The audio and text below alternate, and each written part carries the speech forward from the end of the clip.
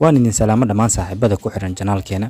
aad ayaa idinkaga mahadcelinaynaa sida wanaagsan aad ula socotaan muuqaaladan bartaan soo dhigno.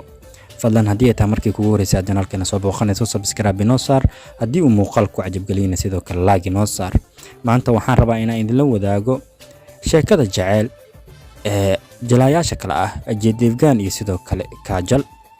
balse inta ugu gudagelin sheekada waxaa mar labaad iyo mar saddexaad idinka codsanaynaa inaad janaalkeena ku soo birtaan, sidoo kale muuqaalkeena aad noo share gareysaan. waad mahadsantihiin saaxiibayaal. Ajay Devgan iyo Kajal muqraji ama Kajal Devgan haddii dhanka kale loo dhigana waa Kajal Devgan, waxay ka mid ahaayeen aktaradii aadka loo jeclaa sagaashameeyadii. labadan jilaa ayaa ka soo muuqday aflaam dhowr ah ay weliba Soomaalidu aad u xiiseyso. dhanka Kajal waxay aflaamta inta ugu badan la soo shaqeysay jilaaga caanka ah Shah Rukh Khan, halka Ajay asiga uu iskiis aflaamta inta ugu badan uu sameey jiray ma uusan noqon weligiis toor caabiye in asiga loo naqdo mooyaane. markaan ka hadalno sheekada jacayl ee Ajay Devgan iyo Kajal waxay soo bilaabatay sanadii 1995. labadan jilaa ayaa ku kulmay filimkii caanka ah Huljul ka oo la daawaday sanadii 1995. filimkani Huljul filimkan Huljul ayaa waxa hogaamiye ka Ajay Devgan sidoo kale Finud Kanna. Kajal waa markii ugu horeeyay Ajay Devgan soo ag istaagto marka la eego shaqada filimkan intii lagu guda jiray. hadda koor mar wareysi la yeeshay ayay ku sheegtay Ajay Devgan in uu yahay qof af gaaban ama qof aan hadal badnayn. waxay tiri markii ugu horeysay aan wada kulanno ilama uusan hadlin, waxa uu ahaa qof iska af gaaban. laakiin shaqadu muddo 15 maalin markay socotay kadib ayaan aniga asiga isdhex galno oo xoogaa yara bilaawna inaan wada hadalno. kadib intaasi markii aan shaqada filimkaasi soo gabagabeynay aniga Ajay waxa aan noqonay laba qofood oo iswan xiriiriya ama mar walba wada sheekaysta.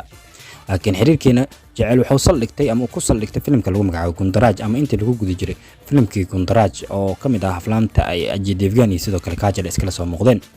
waxay sheegtay Ajay ama sheekaday labadan jilaa waxay in muddo ay soo wada socotay 4 sano kadib waxay go'aan ku gaareen inay isguursadaan bishii February sanadii 1999. laakiin guurkoodu waxa caqabad ku noqday gabadha lagu magacaabo Kajal aabaheed.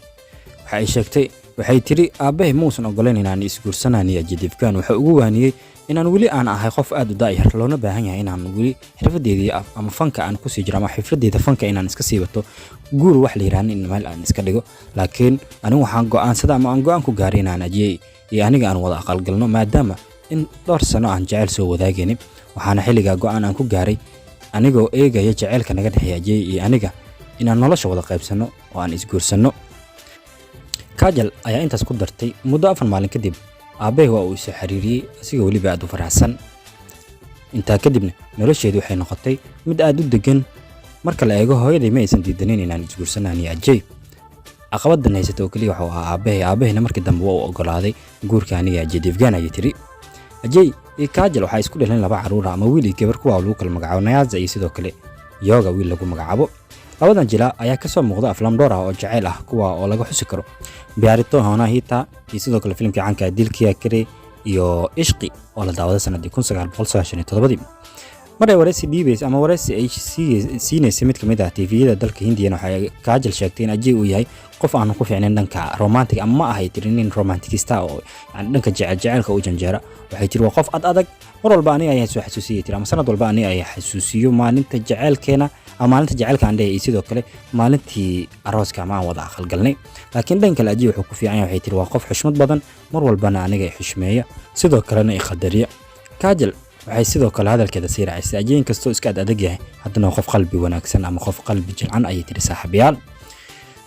intaas ayaan kusoo gabagabeynaynaa xogta yareed aan idinkala wadaageynay nolosha jacayl ee soo wada qaateen jilaayaasha kale ah Kajal iyo sidoo kale Ajay Devgan. fadlan haddii aad ka hesho muuqaalkeena like inoo saar, haddii aad janaalka ku cusub tahay subscribe inoo saar. waad mahadsantihiin saaxiibayaal.